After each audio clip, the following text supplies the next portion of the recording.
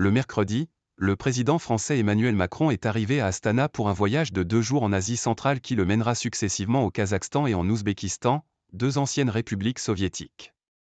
Emmanuel Macron entame, mercredi 1er novembre, une visite au Kazakhstan puis en Ouzbékistan, deux ex-républiques soviétiques d'Asie centrale, région où la France ambitionne de renforcer sa présence sur fond de course à l'influence entre Russes, Chinois et Européens.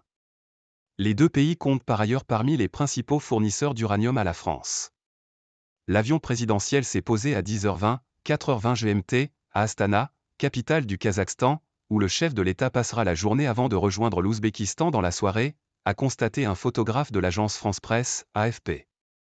Emmanuel Macron doit s'entretenir dans la matinée avec son homologue Kassym-Jomart Tokayev et signer des contrats dans les secteurs pharmaceutiques et aéronautiques notamment.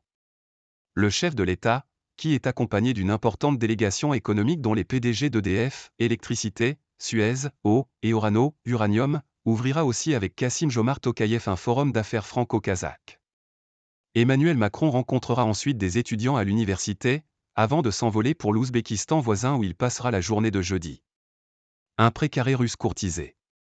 La France est déterminée à imprimer sa marque politique et économique dans la région. Elle est sur les rangs pour le projet de première centrale nucléaire au Kazakhstan, dont la construction doit être tranchée par référendum d'ici la fin de l'année. Les métaux critiques, indispensables à la transition énergétique et dont la région est riche, figurent aussi en bonne place dans les discussions avec les deux pays. Le spécialiste de l'uranium Orano, qui exploite déjà une mine au Kazakhstan, veut également accroître sa présence. La France est le 5e investisseur étranger au Kazakhstan, devant la Chine, du fait notamment de l'implantation du groupe pétrolier Total Energies, qui exploite conjointement l'important gisement de Kashagan en mer Caspienne.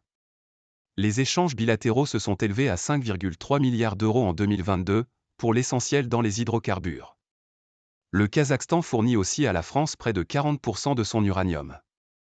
L'Asie centrale, longtemps un précaré russe, est ardemment courtisée par les grandes puissances à un moment où la Russie est accaparée par son offensive militaire en Ukraine.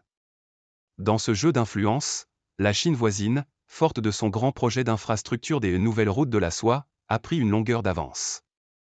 Mais l'Europe et la Turquie avancent aussi leurs pions. Le Premier ministre hongrois Viktor Orban et le président turc Recep Tayyip Erdogan emboîteront d'ailleurs le pas à Emmanuel Macron jeudi et vendredi à Astana. Renforcer les liens avec ces pays. Fort de cet engouement, le Kazakhstan et l'Ouzbékistan misent sur l'ouverture économique et une diplomatie d'équilibre pour s'affirmer, même si Moscou reste un partenaire incontournable. En se rendant dans la région malgré un agenda international chargé, Emmanuel Macron entend soutenir la souveraineté et la volonté de diversification des partenariats exprimés par les deux pays, relève l'Élysée. Il ambitionne concrètement de renforcer les liens économiques bilatéraux, la coopération sur les grands enjeux climatiques ainsi que la diplomatie d'influence de la France envers la jeunesse. Paris fait valoir à cet égard son intérêt de longue date pour la région où François Mitterrand avait été le premier chef d'État européen à se rendre au Kazakhstan en 1993 et en Ouzbékistan en 1994 après l'éclatement de l'Union soviétique.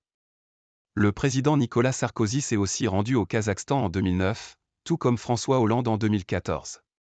En Ouzbékistan, pays le plus peuplé d'Asie centrale avec quelques 35 millions d'habitants et longtemps reclus, Emmanuel Macron réparera près de 30 ans d'absence, aucun président français ne s'y étant rendu depuis 1994. Au-delà de leur ouverture économique, les deux républiques demeurent des régimes autoritaires où la répression des manifestations est souvent violente, malgré une volonté affichée de libéralisation politique. En 2022, des émeutes avaient été réprimées dans le sang, faisant respectivement 238 morts au Kazakhstan et 21 en Ouzbékistan.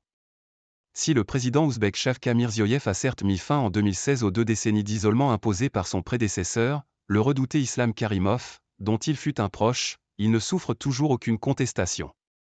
La présidence française préfère, de son côté, mettre l'accent sur la dynamique de réforme dans ce pays et assure que l'état de droit sera aussi évoqué durant la visite à Samarcande, joyau architectural ouzbek.